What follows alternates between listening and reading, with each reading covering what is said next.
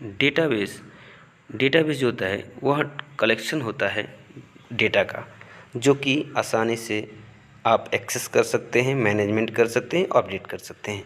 चलिए जानते हैं डीबीएमएस के बारे में। डेटाबेस मैनेजमेंट सिस्टम एक ऐसा सॉफ्टवेयर जिसे जो है डेटा को बनाने, अरेंज करने और संचालित करने के लिए यूज़ किया जाता है।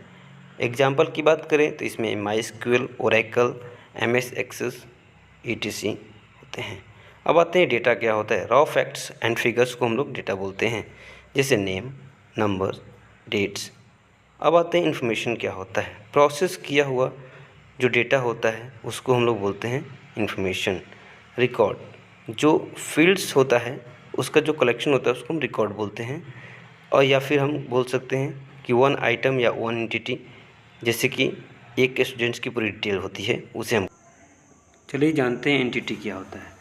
कोई व्यक्ति या वस्तु जिसके बारे में डेटा रखी जाती है उसे एंटिटी कहते हैं, जैसे स्टूडेंट, टीचर। टपल क्या होता है।